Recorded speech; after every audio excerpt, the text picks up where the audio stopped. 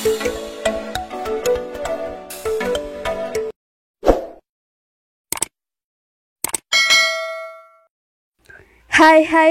ketemu lagi di channel Cage Gede. Sebelum itu kita salam dulu ya. Assalamualaikum warahmatullahi wabarakatuh. Hari ini kita akan belajar tema 5, subtema 3, pembelajaran 4.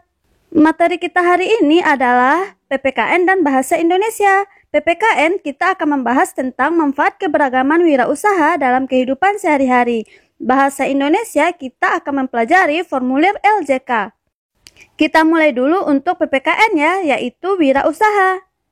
Saat ini banyak sekali gencar ajakan untuk melakukan wirausaha. Salah satu pemicunya adalah mulai tingginya tingkat persaingan untuk mendapatkan pekerjaan. Namun untuk memulai wirausaha tentu kita harus memperhatikan beberapa hal. Pertama, sikap apa yang harus dimiliki oleh seorang wirausaha?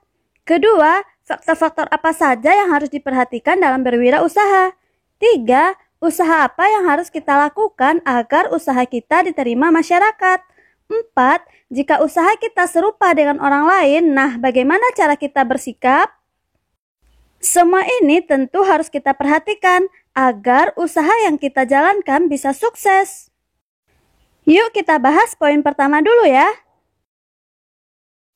Poin pertama, sikap yang harus dimiliki oleh seorang wirausaha, yaitu kerja keras, pantang menyerah, tekun, jujur, kreatif dan inovatif, berani memulai, berani mengambil risiko, ulet, tidak mudah putus asa, memiliki rasa percaya diri yang tinggi.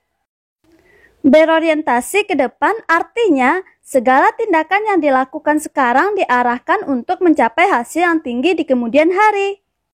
Selanjutnya yaitu memiliki kemampuan memimpin. Seorang wirausaha harus mampu menjadi atasan yang bertanggung jawab terhadap segala tugas, mampu melakukan pembagian tugas, mampu mengarahkan bawahan, mampu menjadi teladan bagi bawahannya, mampu membuat perencanaan sekaligus pengawasannya. Jadi, jika kita ingin sukses menjadi seorang wirausaha, maka kita harus memiliki sikap tersebut. Sekarang poin kedua, faktor-faktor yang harus diperhatikan dalam berwirausaha. Pertama, faktornya adalah kemauan keras dan tekad yang kuat. Bisnis akan sukses jika orang yang menjalankan usaha memiliki tekad, semangat, dan kemauan yang keras. Kedua, modal yang cukup. Tentu dalam menjalankan usaha, faktor penting yang harus kita perhatikan adalah modal. Modal merupakan komponen utama dalam wirausaha agar usaha yang kita jalankan berjalan dengan lancar. Ketiga, kita harus pertimbangkan target pasar. Ketika kita berbisnis, maka kita harus tahu dulu target pasar. Artinya kita berbisnis di tempat dan waktu yang tepat. Maka kemungkinan usaha kita akan sukses. 4. Minat. Kita juga harus perhatikan minat masyarakat terhadap usaha yang akan kita jalankan. Dengan begitu, maka saat kita memulai usaha, orang akan langsung tertarik dengan usaha kita. 5. Pelayanan yang baik. Ketika kamu ramah dan baik pada pelanggan, maka kamu akan mudah mendapatkan pelanggan. 6. Mental kuat. Kita harus memiliki mental yang kuat agar saat usaha kita belum mencapai target yang diinginkan, kita tidak gampang menyerah. 7. Pemasaran yang efektif. Jika usaha kita berjalan dengan maksimal, maka kita harus menjangkau pasar dengan cara bisa melalui iklan, baik melalui media sosial ataupun secara langsung. Dengan begitu, usaha kita akan mudah dikenal oleh masyarakat. 8. Inovasi dan kreativitas tinggi. Dalam berbisnis tentu banyak pesaing yang akan kita hadapi, apalagi mereka memiliki usaha yang sama dengan kita. Untuk itulah penting bagi kita untuk memiliki inovasi atau pembaharuan dan kreativitas yang tinggi. Poin selanjutnya, usaha yang harus kita lakukan agar diterima oleh masyarakat adalah 1. Mempromosikan produk melalui iklan. 2. Menawarkan produk secara langsung kepada konsumen.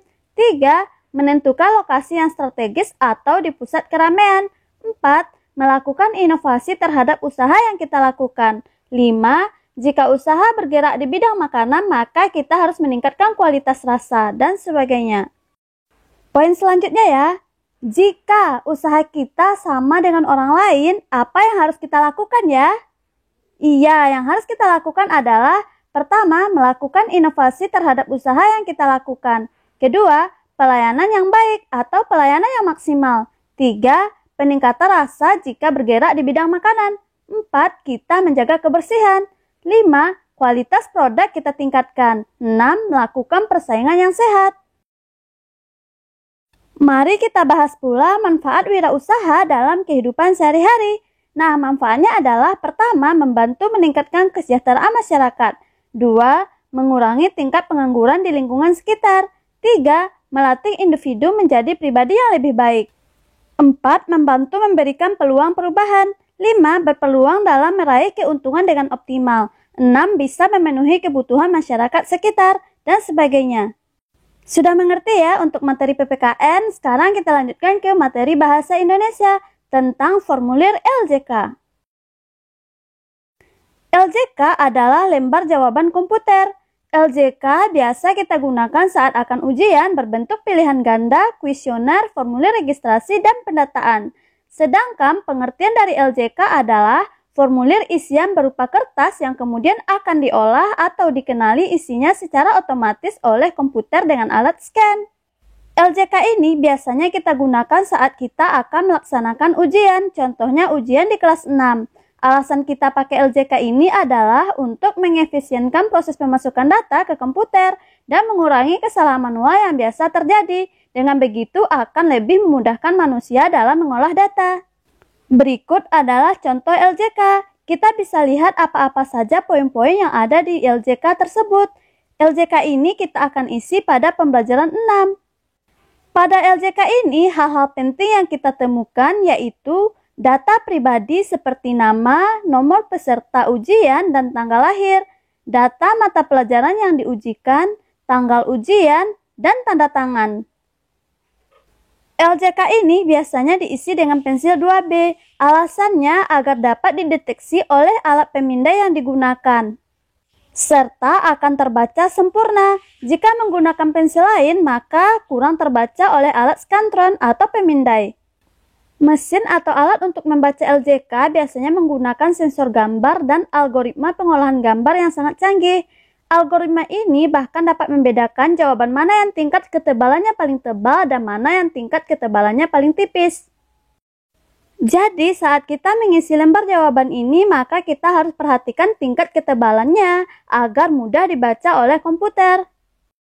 Pada pembelajaran 6 kita akan mengisi LJK ini ya. Silahkan ditunggu video berikutnya. Untuk kesimpulan pelajaran kita hari ini, silahkan dibaca di sini ya. Selamat membaca.